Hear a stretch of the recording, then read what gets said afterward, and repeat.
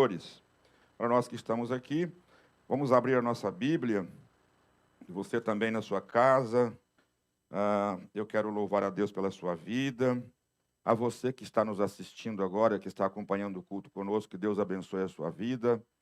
A você que vai ouvir essa mensagem depois, que Deus possa estar abençoando a sua vida e que a palavra do Senhor, que sempre, nunca volta vazia, possa encontrar um espaço na sua alma e você possa absorver essa mensagem. Apocalipse, nós vamos ler no capítulo de número 1,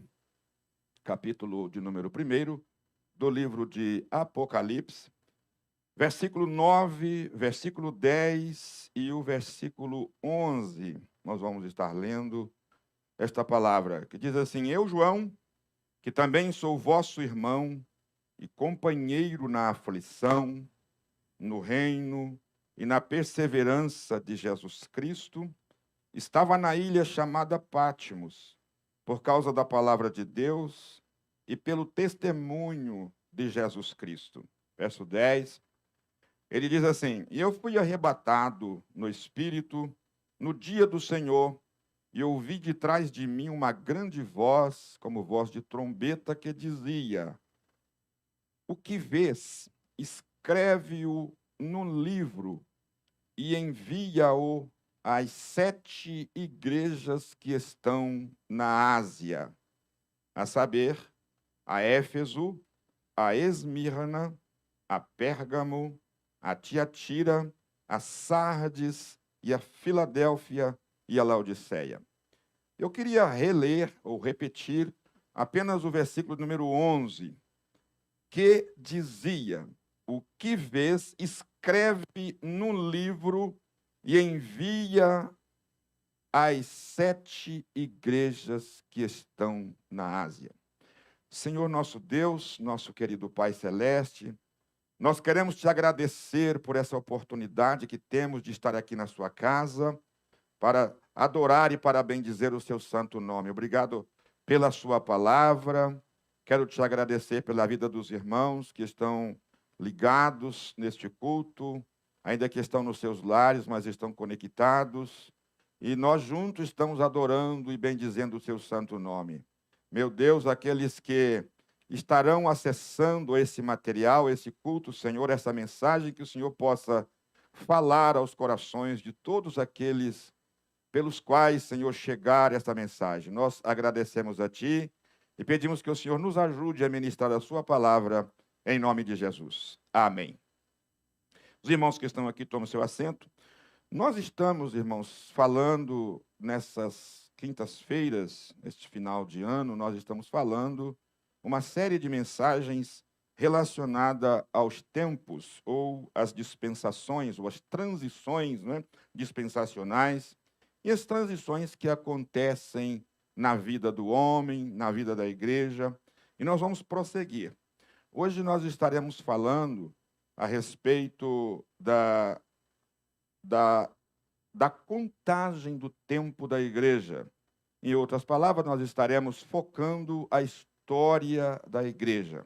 Eu queria que você prestasse bastante atenção. É óbvio que, para falar da história da igreja, nós dependeríamos realmente de um tempo bem maior. Porém, porque, na verdade, falar da história da igreja, nós precisaríamos de levantar cada etapa da vida da igreja sobre a terra. Isso demandaria muito tempo. Mas eu quero, nesta noite, esboçar para os irmãos e trazer para os irmãos pontos importantes para que você próprio possa se interessar pelo assunto e buscar mais profundidade na palavra de Deus. É muito bom nós conhecermos a história, a nossa própria história. A nossa, quando nos referimos que nós pertencemos ou que nós somos igreja, ou que fazemos parte da igreja do Deus vivo. Antes de iniciarmos ou de falarmos diretamente ou precisamente sobre essas 7 cartas, ou essa carta que foi enviada às 7 igrejas da Ásia, eu gostaria de relembrar aos irmãos que nós falamos sobre as transições dispensacionais na nossa primeira palestra, nossa primeira fala dentro desse assunto, desse tema. E nós numeramos os anos que cada dispensação tomou, né, ou teve o seu tempo. No primeiro, que é a dispensação da inocência, nós falamos que nós não temos uma quantidade de ano precisa. Muitos estudiosos não chegam à conclusão de quanto tempo Adão esteve no seu estado de inocência lá no Éden. Porém, no estado da consciência, foi um total de aproximadamente 1.656 anos, conforme nós aprendemos aqui na primeira quinta-feira que falamos sobre esse assunto. Depois nós temos o governo humano, que demorou cerca de 427 anos. Depois nós entramos no quarto período dispensacional, que demorou 430 anos, que foi exatamente o período dispensacional da promessa, baseada na vida de Abraão e na obediência abraâmica. Depois nós tivemos mais 1.430 anos, que foram contados no período da lei, quando Moisés, então, assume e ele conduz o povo quando ele tira o povo do Egito e começa, então, a contagem desse tempo como o período da lei, exatamente quando ele recebe essa lei de Deus no Sinai, e até, vamos assim dizer, esse período vai até o dia em que o Senhor Jesus Cristo foi crucificado na cruz do Calvário. Bom, 1.430 anos demorou esse período chamado dispensação da lei. Logo em seguida, então, vem a dispensação da graça, com o derramamento do Espírito Santo, que aconteceu em Jerusalém, no cenáculo. E de lá para cá, 2.000 anos e 20, ou 2.000 anos e 20 se passaram, levando em conta que Jesus viveu 33 anos, e que muitos estudiosos chegam a dizer que houve um erro na contagem do nosso calendário. Então você soma aí mais 5 anos, que foi exatamente o erro que eles dizem que houve.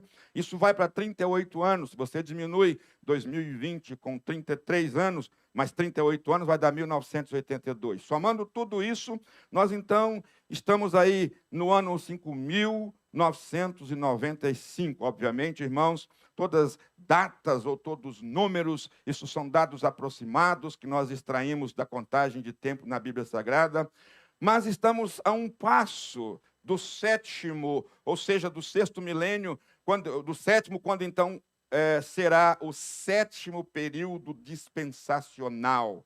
Nós cremos que nós estamos no limiar da volta do Senhor Jesus Cristo, quando então será o início da contagem milenar após a grande tribulação que demora 7 anos.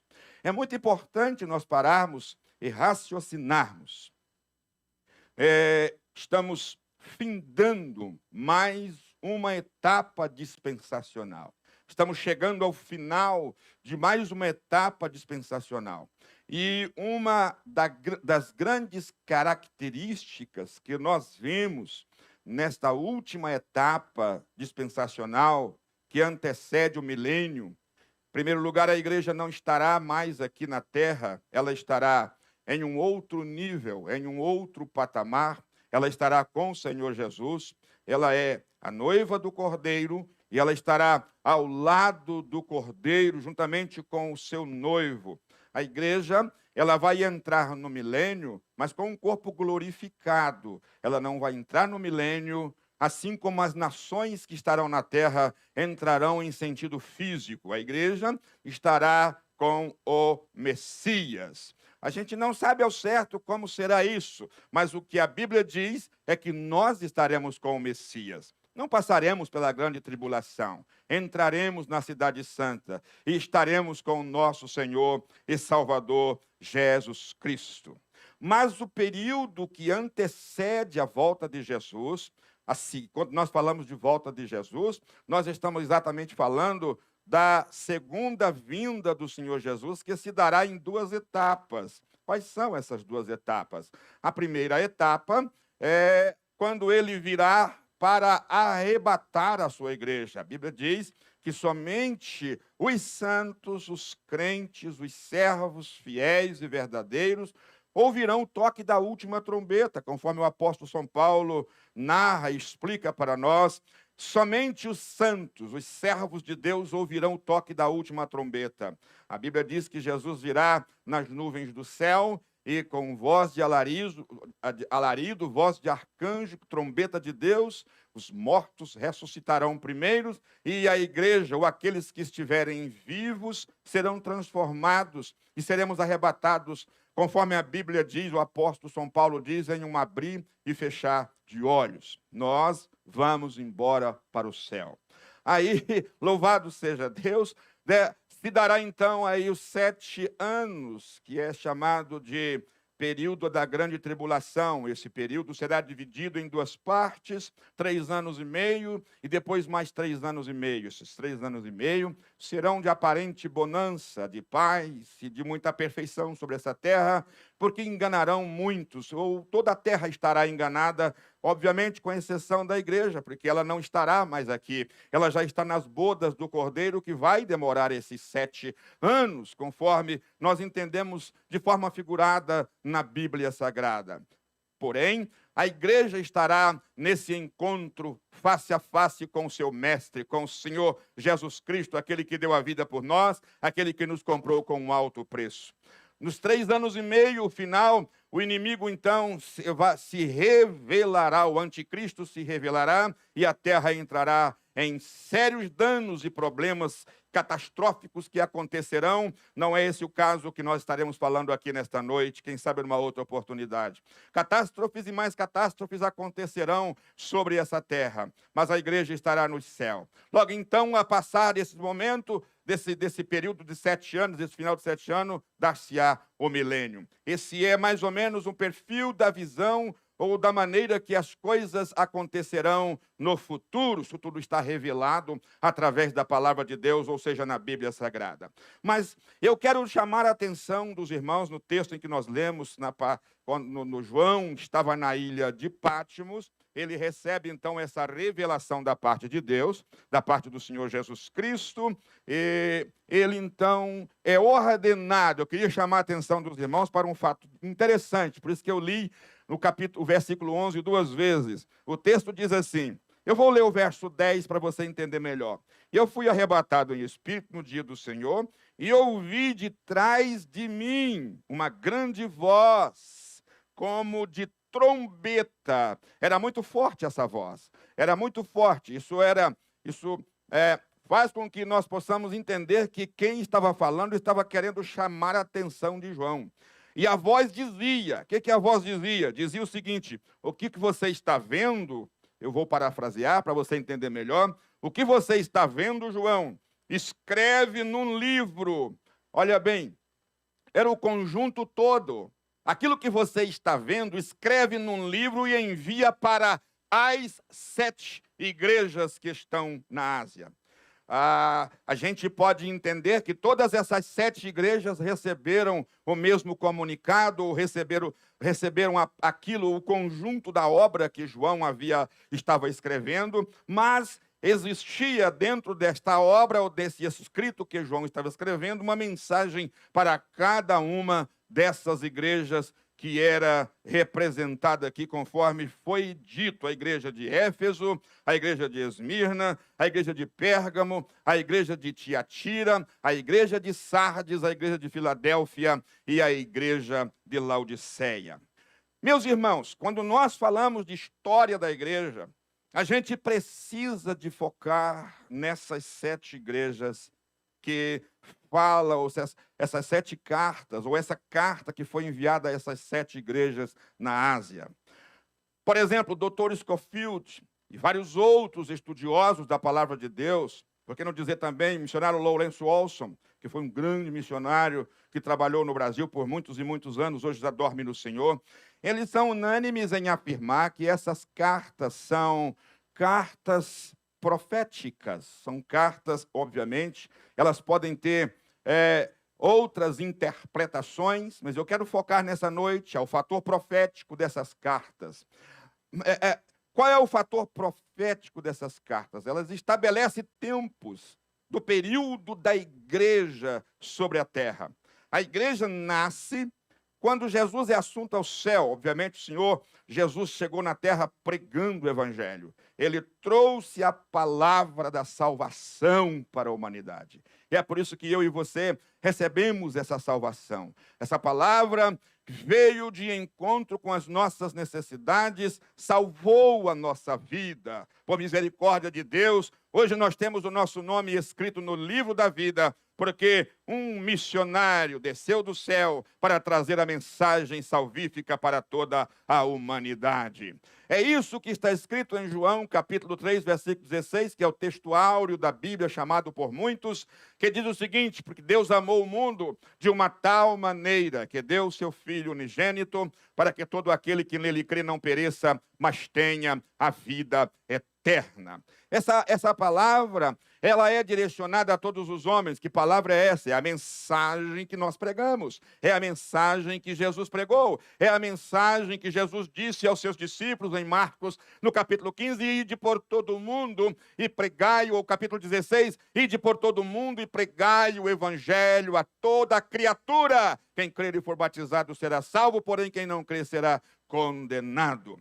A partir de então, do surgimento da igreja no cenáculo, glória a Deus, e eu quero chamar a sua atenção para a maneira com que essa igreja nasceu. A igreja nasceu debaixo do poder do Pentecoste. A igreja foi, se é que nós podemos assim dizer, como muitos estudiosos a chamam, a inauguração da igreja. A inauguração da igreja, ou do tempo da graça, ou do tempo da igreja, ou do templo do Espírito Santo. O tempo do Espírito Santo foi exatamente quando o Espírito Santo desceu no dia de Pentecostes, quando ele desceu como um vento veemente, impetuoso, e toda a casa e todos os que estavam ali dentro foram cheios do poder do Espírito Santo. Portanto, a igreja nasceu debaixo do fogo do Espírito Santo. O Pentecostes fez parte do nascimento, do surgimento, do nascedouro da igreja do Deus vivo. Esse povo lavado, esse povo remido, esse povo comprado, esse povo cheio da graça do nosso Deus. Como é bom saber que nós pertencemos à igreja do Deus vivo, ao tesouro escolhido, à pérola de grande valor, ao corpo de Cristo, ao edifício perfeito que está firmado numa rocha que não se abala. O Senhor Jesus Cristo é o fundamento principal da igreja, e por que não dizer o único fundamento da igreja? Sabe por quê? Porque é nele que nós estamos firmados, na rocha eterna, na rocha que não se abala. Cristo é o cabeça da igreja, mas também é a sua base. Portanto, a igreja está nele e por ele ela caminha sobre essa terra de cabeça erguida. Não dependemos, como igreja, de circunstâncias. Nós somos o que somos, porque ele é o que ele é, para a glória do nome do Senhor. Aleluias! Muito bem, meus irmãos, com o nascimento da igreja, obviamente, começa então a contagem do tempo. A igreja, até chegar nesse dado momento, passaram-se anos. Por que não dizer 2000 ou 1985 anos? Nós estamos trabalhando com esse dado, contanto, quando nós levantamos que a igreja, então, nasce por volta do ano do 33, 35 da era cristã. Entenda uma coisa, de lá para cá, a igreja tem passado por situações difíceis. O primeiro período da igreja, ele vai mais ou menos do finalzinho, ou seja, quando Jesus sobe e assunto ao céu, até o ano 100 aproximadamente. Até o ano 100 da era cristã, então nós temos aí o primeiro período da igreja, quando nós interpretamos, entendam bem o que eu estou dizendo, quando nós interpretamos a carta enviada para as 7 igrejas, represente cada igreja um período de tempo sobre a terra, um período de tempo da igreja sobre a terra. A igreja de Éfeso representa o primeiro período da igreja. Vou repetir, a igreja de Éfeso representa o primeiro período da igreja. A marca principal da igreja de Éfeso, aquilo que marca, era o primeiro amor. Uma igreja cheia da graça de Deus, o primeiro amor, aquele encontro, o início, o começo de todas as coisas. Parece que tudo, quando está começando, é tudo diferente, é tudo novo, é tudo maravilhoso. A gente às vezes nem vê o tempo passar, porque é tão bom. E a igreja de Éfeso vai até aproximadamente até a morte de João, no ano 90 da era cristã. Muitos estudiosos chegam a dizer que chega até o ano 100, que é o primeiro século da igreja, ou a igreja no primeiro século. Era uma igreja poderosíssima, era uma igreja que estava no início, e o poder da igreja não era tanto no conhecimento, mas sim na graça que eles sentiam de estar na presença de Deus. Louvado seja o nome do Senhor. Existiam homens como Pedro, existiam homens como Tiago, como Paulo, como João, como outros apóstolos que levavam, como Estevão, que levava, como Filipe, evangelista, que pregava, que anunciava, que dizia que a igreja, oh, aleluia, louvado seja o nome do Senhor. Mas esse período passa, meu irmão, esse período da primeira igreja passa. Observa bem que João, ele recebe a ordem de escrever tudo aquilo que ele estava vendo e colocar num livro.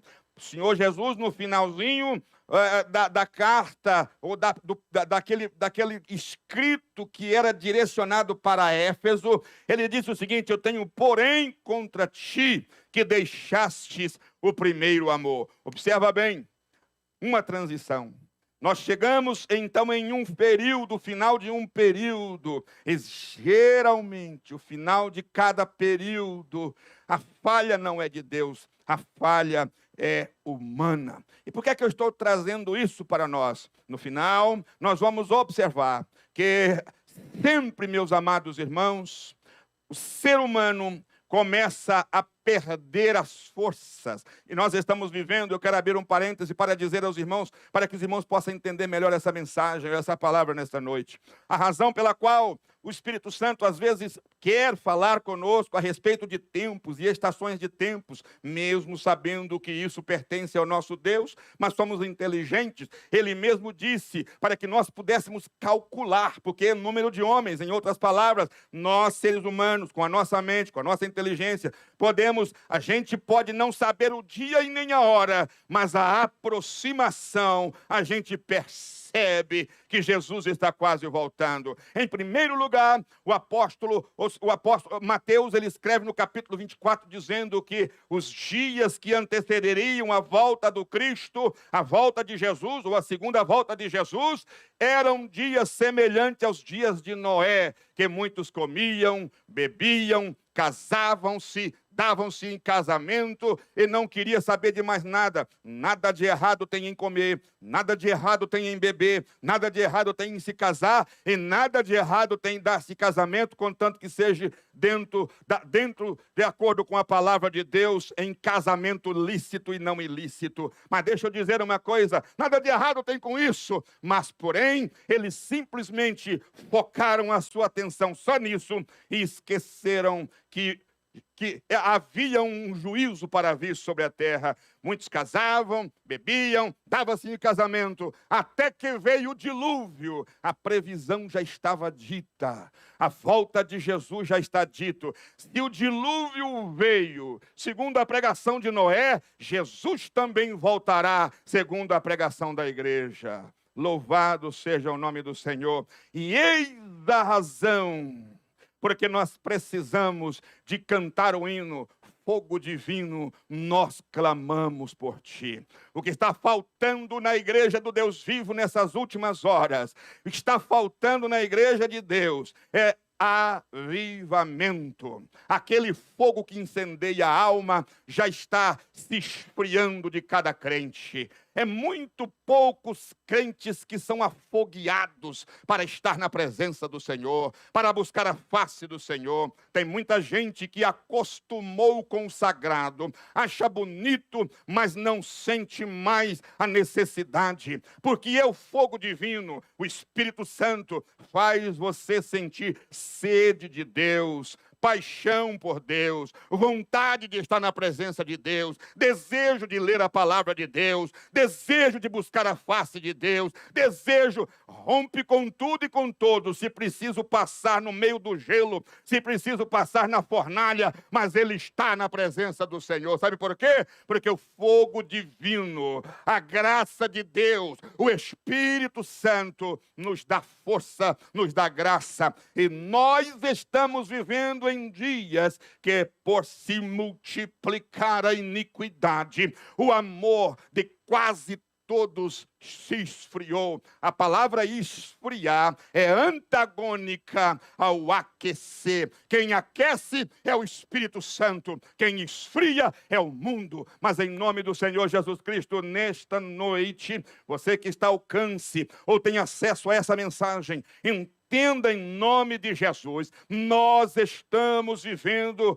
os últimos segundos da igreja na face da terra. Deixa eu dizer e situar você. Há um texto sagrado no livro do profeta Isaías, que houve uma sentença contra um reino chamado Dumá, uma cidade chamada Dumá, Dumá, e a Bíblia diz: guarda, a que horas nós estamos da noite? Que momento nós estamos da noite? Isso é uma palavra profética, é uma pergunta profética 700 anos antes da vinda ou do nascimento do Senhor Jesus Cristo, que foi aproximadamente quando Isaías profetiza, escreve o seu livro, a sua profecia. Guarda, a que horas nós estamos da noite? João, lá o próprio apóstolo João, escrevendo em uma de suas cartas, lá no capítulo 2 da primeira carta, verso 18, ele diz o seguinte: filhinhos, parece que ele está respondendo à pergunta de João, filhinhos, já é a última hora. Eu quero chamar a sua atenção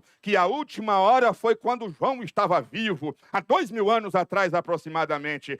Como quando a gente leva em conta que para Deus um dia é 1000 anos, e 1000 anos é um dia, a gente entende que estamos no final do segundo dia. E Oséias, no capítulo 6, ele diz para nós que eu sou capaz de levantar uma cidade em 2 dias. Ouça, quando ele se referia à nação de Israel, ou seja, Israel passaria 2 dias caído, e no 3º dia vocês serão restaurados. Oséias está falando do milênio. Oséias está falando do milênio. Nós já estamos em quase 2000 anos.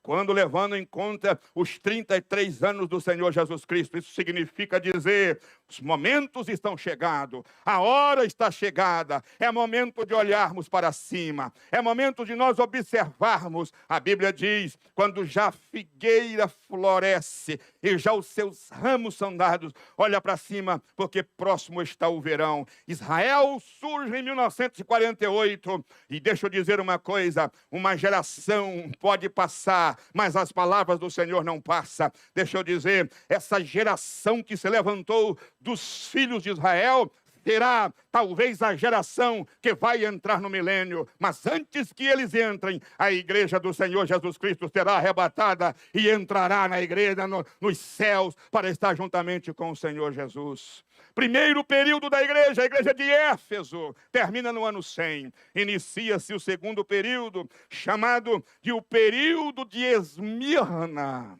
É o período que a igreja passa pela perseguição. Quanta perseguição a igreja. Eu vou correr, meu irmão. Ela vai até o ano 312 aproximadamente. Quando Constantino, e isso está escrito no livro As 4 Mulheres do Apocalipse, quando Constantino assume o trono e tira a igreja das catacumbas. Quando a igreja estava nas catacumbas, era uma igreja poderosa. Quando a igreja estava antagônica ao mundo, era uma igreja cheia da graça de Deus. Ninguém se engane, perseguição na igreja não mata a igreja. Aleluia! Perseguição na igreja, eu vou repetir, nunca mata, não vai matar. Faz é crescer, faz é prosperar, porque quando a igreja está perseguida, ela vai para o jejum, ela vai para a oração, ela vai, sabe por que você busca? É porque você tem necessidade. Quando nós estamos no bem bom, quando nós estamos na maravilha, quantas vezes esquecemos de que nós precisamos viver uma vida de comunhão com Deus, mas toda vez que a igreja entra em perseguição, é período que Deus quer fazer a igreja crescer e prepará-la para um patamar melhor. Você sabe por que nós estamos passando por essas lutas nesse final de tempo? É porque Jesus está preparando um povo para subir no arrebatamento. Aleluias! Agora, ouça, deixa eu dizer mais uma coisa. Quando chega no ano 312, então, essa igreja também entra, e depois vem logo a igreja de Pérgamo, a igreja que, quando tirada das catacumbas, ela deixa de ser igreja cristã e passa a ser a igreja romana. É exatamente isso. Ela recebe o nome de romana, ao invés de receber a igreja do cristianismo, simplesmente passa a chamar igreja romana. Eu quero chamar a sua atenção para isso. Esse terceiro período da igreja, a igreja chamada igreja de Pérgamo, significa a igreja que se acomoda no mundo. A igreja acomodada no mundo. Eu fico às vezes grato a Deus pela Bíblia Sagrada. Eu vou repetir outra vez o verso 11, que dizia: o que vês, escreve-o num livro e envia-o a Sete. Significa dizer que em todos os períodos da igreja sobre a terra, e dividido aqui em 7 períodos, por causa das 7 cartas, nós entendemos, em cada um desses períodos, não existe só um grupo na igreja, existe um grupo na igreja, ou seja, aquele grupo que está frio, aquele grupo que não quer nada com Deus, mas existe um outro grupo chamado remanescente, que não se abala, pode vir o que vier, ele não deixa os pés de Jesus, sempre tem crente na igreja, aguardando o arrebatamento. Louvado seja o nome do Senhor. A igreja se tornou mundana, mas no meio deles existia alguém que tinha compromisso com Deus. A igreja pode se tornar, em nossos dias, hoje tem se tornado fria, meus irmãos. Há uma friagem espiritual na igreja. Nós vamos ver daqui a pouco. Deixa eu dizer, quarto período, vem então o período de Tiatira. Tiatira é o que marca, era o seu compromisso que ela tinha com o mundanismo, era o seu compromisso que ela tinha com a idolatria. Uma mulher chamada Jezabel tinha a capacidade de ensinar. Obviamente, isso é um sentido de um espírito que levou a igreja para o lado do materialismo, para o lado do sensualismo, da sensualidade. A igreja nesse quarto período, que é a igreja que vai até o ano de 1500 aproximadamente, é uma igreja que está totalmente deturpada no mundo da idolatria. Mas Deus levanta um homem chamado Lutero, e nesse homem começa um outro período da igreja. Louvado seja Deus! Louvado seja Deus! Depois do período de Tiatira, vem então a igreja de Sardes. Ou seja, a igreja de Sardes ainda é uma igreja morta, ainda é uma igreja acabada. Ela começa a morrer em Tiatira e termina em Sardes. Mas depois de Sardes, vem a igreja de Filadélfia, a igreja desses grandes homens que romperam com o Estado romano e levantaram a bandeira do evangelho outra vez, da palavra, a pregação pela fé. A Bíblia é a verdade, e Lutero estabelece para todos que a palavra de Deus deve ser observada pela fé. Aleluias, louvado seja o nome do Senhor. Daí para cá, meus amados irmãos, a igreja de Filadélfia, quando chega mais ou menos a uns 100 anos atrás da nossa era atual, inicia-se o último período da igreja Laodiceia. E é aqui que nós estamos. É nesse patamar da história da igreja que nós estamos. A Bíblia diz, porventura, quando voltar o Filho do Homem, achará fé na terra? Essa pergunta é irônica. Essa pergunta é irônica por quê? Porque ele está sabendo, está querendo dizer, não haverá fé na terra. Ou seja, a fé será escassa. Ele mesmo disse, por se multiplicar a iniquidade, o amor de quase todos se esfriarão. Meus irmãos, é os dias em que nós estamos vivendo. Muitas pessoas estão enganadas, achando que são e não são. Muitas pessoas estão enganadas, achando que tem mais capacidade espiritual do que o outro. Deixa eu dizer, quando você pensa que tem mais capacidade espiritual do que o outro, isso está exatamente mostrando que você é um orgulhoso, que você é alguém que acha que é. Na verdade, nós não somos nada. Deus não gosta de exaltados. A Bíblia é clara em afirmar que Ele humilha o exaltado e Ele exalta o humilhado. Aquele que se humilha será exaltado. Não me adianta eu achar que tenho mais, que posso mais, que sou mais. Nós não somos nada, somos todos iguais e precisamos da presença do Espírito Santo na nossa vida. A igreja de Laodiceia é o período da igreja que a gente pensa, estamos abastados, temos tudo, a tecnologia está aí, podemos olhar o mundo do outro lado, podemos ver o mundo do avesso, podemos enxergar a lua, podemos ir naves espaciais nos conduzem para tantos e tantos lugares, para planetas. Podemos, irmãos, estabelecer muitas coisas, ver muitas coisas ao mesmo tempo, como se estivéssemos ao vivo. Mas deixa eu dizer, é o período em que a igreja está muito longe de Deus. O esfriamento do amor é característica principal nesse dia, ou nesses dias em que nós estamos vivendo. Fogo divino, clamamos por ti. Vem lá do alto, desce aqui. Consome a nossa vida. Consome os restos do mal. Nós precisamos do poder pentecostal. Você pensa assim, eu sou crente, eu sou sim, mas qualquer coisinha te segura. Você pensa, não, eu sou servo, eu faço isso, eu faço aquilo. Eu fui chamado, eu tenho que pregar, eu tenho que fazer isso. Mas nem crente você é direito. Essa é a situação nossa, essa é a situação. Santos, aleluias, são aqueles, louvado seja Deus, santos são aqueles que se considera menor do que todos. Santo se assemelha a Paulo, e foi isso que ele disse: sede meus imitadores, como eu sou de Cristo. Meu amado irmão, precisamos sim da volta de Jesus, mas precisamos sim do Espírito Santo na nossa vida, para encher, para nos renovar, para nos aprimorar mais, para acender em nós a chama espiritual. Se você não é aceso espiritual, nada te comove. Não adianta, nada te comove. Você não se importa em falar mal do seu pastor, você não se importa em falar mal da sua irmã, você não se importa em falar mal da igreja, você não se importa em falar mal de um ou de outro. Sabe por quê?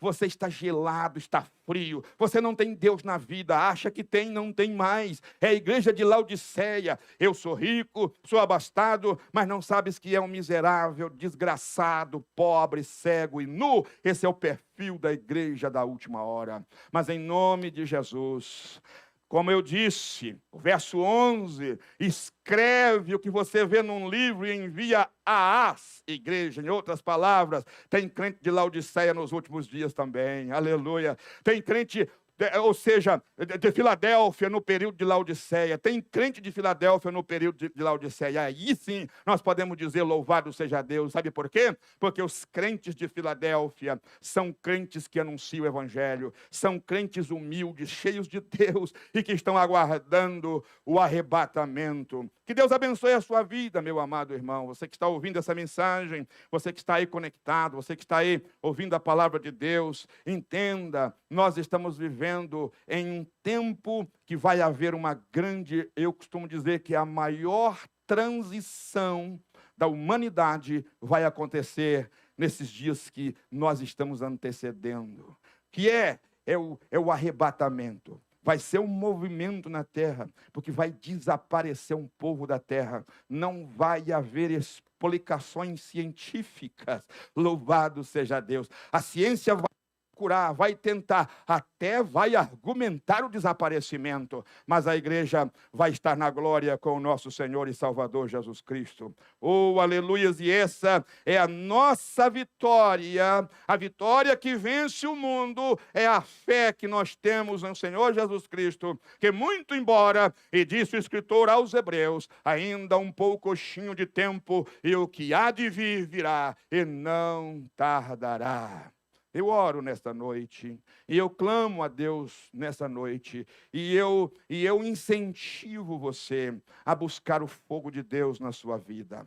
Alguém acha que ter o fogo de Deus é falar em línguas estranhas. Alguém acha que ter o fogo de Deus é cantar bonito, é cantar com força, é cantar com graça. Não. Ter o fogo de Deus é quando você não pode cantar e você ama a si mesmo.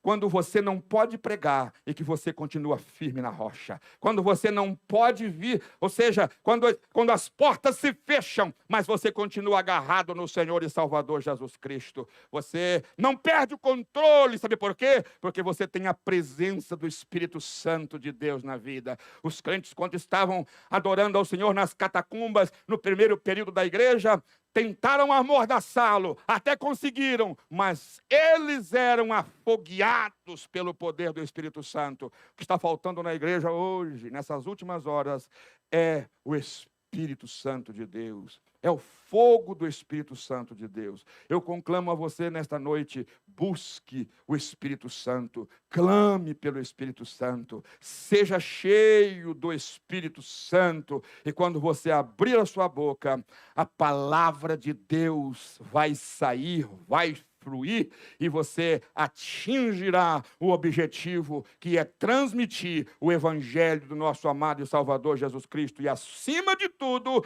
Paulo diz o seguinte: tenha cuidado de ti mesmo. Nós podemos pregar o evangelho, podemos anunciar o evangelho e não viver esse evangelho, mas o melhor, quando nós temos a presença do Espírito Santo, nós cuidamos de nós em primeiro lugar, nós somos cheios dele. Meus amados irmãos, a igreja em toda a sua história teve aqueles que eram e os que não eram. Tem os que são e aqueles que não são. Você se lembra? Quando Moisés saiu do Egito, uma grande multidão saiu com eles caminhando pelo deserto, que não tinham nada a ver com os filhos de Israel, mas caíram todos no deserto. Mas deixa eu dizer, a igreja também, existe uma multidão de gente que está dentro da igreja, mas que não são igreja, mas que você seja, a marca da igreja é a presença do Espírito Santo na vida. A marca da igreja é a presença do Espírito Santo na vida.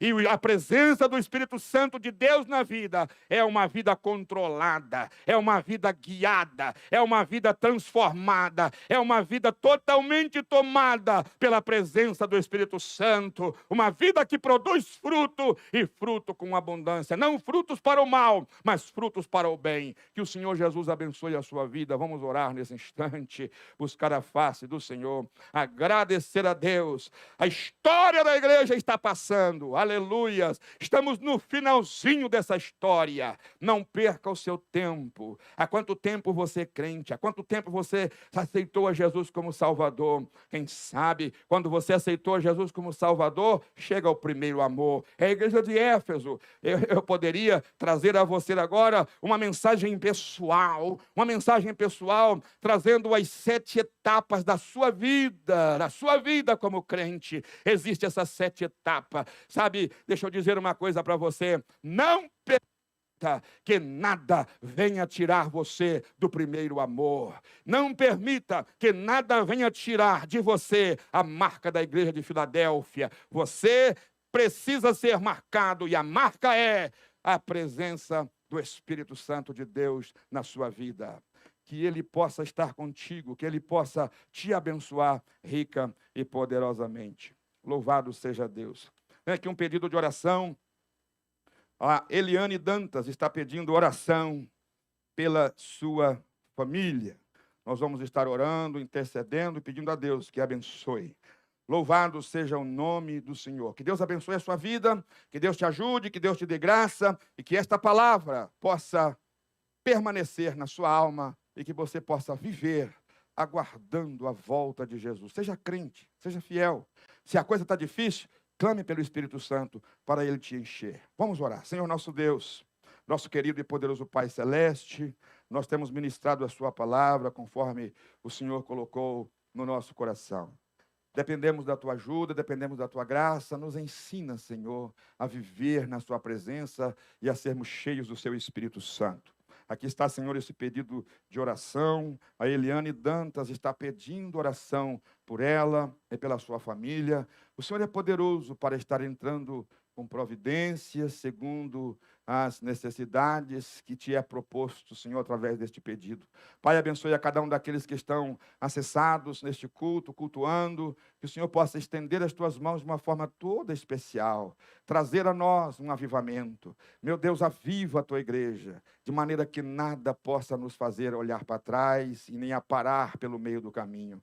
Pai, nós estamos aguardando a sua volta. Nos ajude a continuar como pregoeiros da verdade, mas também como aqueles que obedecem a sua palavra. Pai, obrigado por tudo. É a nossa oração em nome do Senhor Jesus. Amém. Que a graça do nosso Senhor e Salvador Jesus Cristo, o grande amor de Deus e a comunhão do Espírito Santo seja com todos e que todos juntos digamos amém.